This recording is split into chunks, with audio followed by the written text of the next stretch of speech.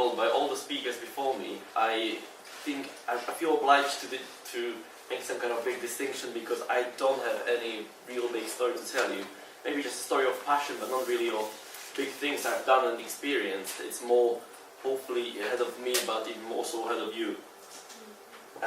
So I'd like to tell you about MakeSense in general and about MakeSense in Sheffield specifically. And I'm trying to create a local branch or local hotspot, as they call it in their terminology. And first, MakeSense. What is it? So I think a bunch of very passionate students in France, they're really passionate about social enterprise. They set MakeSense as a way of helping them out. And they have very cool 10-point manifesto. And one of the things is like to keep the bureaucracy and paperwork as simple as possible. To just really help people, keep it simple and not profile anyone.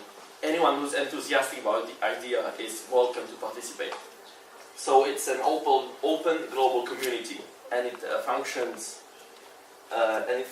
both offline and online. So the online one is wherever in the world you are, and you have an idea, you can post it, and you can expect people to comment on it, and give them their ideas. So it's pretty much crowdsourcing of ideas, and it's between 17 and 20,000 people, so it really has some strength, some serious brain power that you can use by sparking their interest and asking them for their advice. And then you have offline, so in real life, that's what I'm trying to do, and luckily I'm happy to announce that there will be the first hold-up on the 25th, right after Social Enterprise Social, and everybody is very welcome. And let me explain. Okay, so I told you about the online one. I'm trying to keep it short because this is just a theoretical bit which I don't think is that interesting. You can click for yourself and have a look. So I think it's fantastic. Also, when you feel like, this world isn't, sometimes we have grey days and we feel like not that much is happening, and you need some inspiration, just click on it and see what people around the globe are trying to do.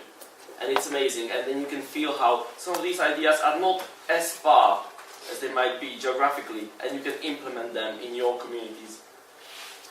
So this is what you can do online on MakeSense.org. Whether you have your own idea or would like to cooperate or share your interest, your knowledge. And the offline one, just quickly, it's a creative workshop that uses very interesting methodology, all different kinds of brainstorming, post-it notes. There is a rule that you should keep it to one idea per one post-it note. And actually the founder of MakeSense, I'm going to show you the video, he's going to tell you about this. And it will be lovely to see you next Wednesday. We will finally try to do it in Sheffield. So let's watch the video. Whoa. Okay.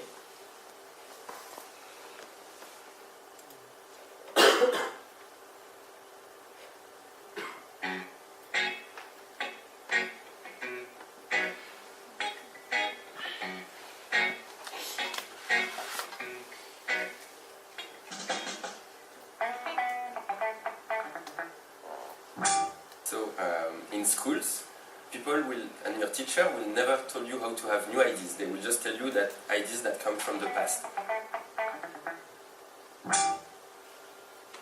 By doing a hold-up, you can learn how creativity works and how to have lots of ideas, because the ideas from the past are cool, but they will not solve the challenge of the future. Now stop moving mind, 'cause in this space and time, there are more than jewels out there to shine. I mean, hold it down, stop acting clown, 'cause the things you do are caught enough to find. What is a hold-up? A hold-up is a creativity workshops where 15 people will gather to try to find 100 ideas and 5 concept solutions to the challenge of a social entrepreneur. What happens during a hold-up is that once Einstein said, if I had an hour to save the world, I would spend 59 minutes defining the problem and 1 minute finding the solution. So what happens during a hold-up, a creativity workshop, is that you will spend 1 hour to find the solution to a challenge that has been prepared before by a member of MakeSense for several hours by interviewing the social entrepreneurs. During a hold-up, the first step is to have 100 ideas in 30 minutes. So to do this, the animator will ask everyone around the table to give IDs on specific questions that he will ask. Each time he tells the questions, the people will write the IDs on post-it and they will put the post-it on the table. After 30 minutes, you should have at least 100 post-its.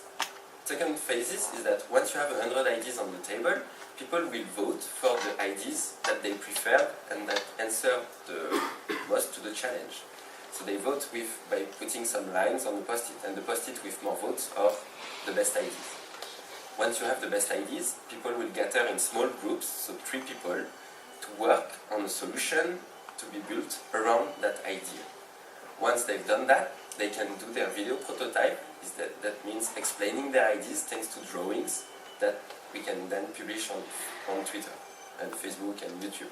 Basically, a hold-up just takes 2 hours of your time, and if you find really powerful ideas, if you put them in the hands of a social entrepreneur that is working day and night on his project, this could really make a big difference without you having to spend too much time working with him as used to before.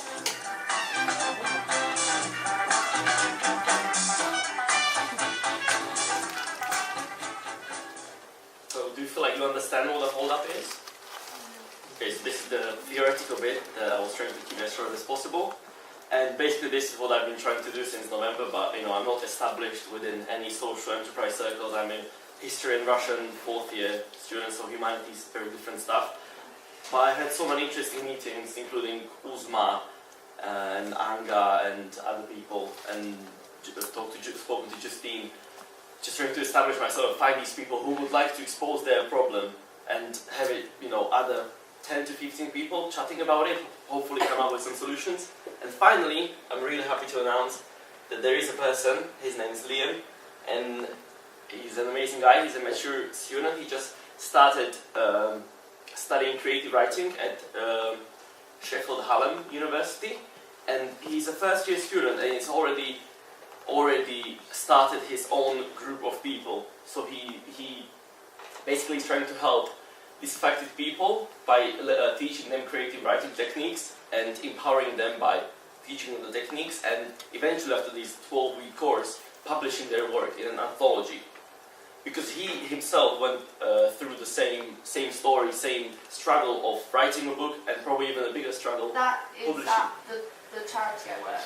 Is creative writing. Fantastic. Yeah, exactly. It just started a few weeks ago. Yeah, I think he's into his 3rd week, I believe. Yeah. Yeah, so yeah, that's Liam. It's a really great course. Everyone really loves it, the project. It's for homeless people, so... Awesome. And yeah, he's a writer. He's written his own book, and he's been through this hell of trying to publish it. It took him more time than to write it, actually. He's trying to share this knowledge to other people. And the actual challenge of the hold-up will be that he needs a better name. Now it's Hallam Students Creative Writing Project. I think you'll agree that this is not snappy enough, right? If you want to sell it as a product. And his philosophy is fantastic. So what we were trying to do next Wednesday, to really package his philosophy, which I haven't explained properly. The philosophy is not only to help people who are on the outskirts of society, but also to make publishing more accessible. He believes that publishing has been kind of kidnapped by big companies, and believes that people should be able to publish whatever they have to say. That you don't need to be rich or incredibly educated, you still can be a great writer, and you should be able to share your ideas and your writing with the wider society. So that's the philosophy, like the wider philosophy behind his idea, and we'll try to package this. And I think it will be really, really exciting to try to come up with an appropriate name and brand. I'm after Anga's already mentioned it, so please feel free to come to Social Enterprise Social. I think it's pretty much an open continuation of what Usman Sherry has been up to, and it's fantastic. Just to give you a couple of reasons why I think you should be doing what I'm doing. I'm doing it in my free time, no one is paying me, I think it's fantastic. I've got to meet, so if you like, that's the second point, if you like meeting new people, I think I wouldn't be able to meet so many interesting people if it was like, hi, I'm Juraj, I studied this, I do this, I would like to talk to you. Okay, but this is kind of random. But when you represent something and somebody, when you have this institutional support, this almost umbrella above you, people will speak to you, and it's amazing. And you'll get to meet so many interesting people. So it's good to be involved in already working framework or a working institution, and MakeSense is definitely one. And if you don't have your own project, that's fantastic. Like, I love so many things that I just can't commit to one. This is basically my problem. So I thought, oh wait, so facilitating this workshop is going to be a fantastic idea, right? Because I'll get to see so many different people doing so many different things. I think in the end, maybe after a couple of years or decades, who knows, I'll be able to pick one and actually commit myself passionately to one thing. But for the time being, I love being the facilitator. So if you like this, I think you should become a co-gangster, because this is actually a official terminology that MakeSense uses. Become a gangster and try to help the world around you. And yeah, as you see, just to throw some impressive numbers at you, it's a very quickly growing community. In 3 years, we've mobilized more than 15,000 people in more than 600 workshops to help around 450 social entrepreneurs in 86 cities. I think this is a pretty old information, and there are some, we are trying to achieve some bigger numbers, because we believe that it's a great thing. It's just giving, if you are an enthusiast, it's giving 2 hours of your time to help somebody who's doing something great already, just to hone the idea, to really try to tweak it for him. And you'll meet great people, so there is awesome, networking with it. And it's a very cheap way how to promote what the entrepreneur is doing. So it's just really giving your time. And if you want to step up your game a little bit, you would essentially become a gangster like I am, running around talking to people. Hey, do you have some kind of problem that I can help solve by bringing 10, 15 people with me who are willing to give you 2 hours of their time and their brain power. This is basically the idea. And if you like the idea, how do you do it? It's that easy.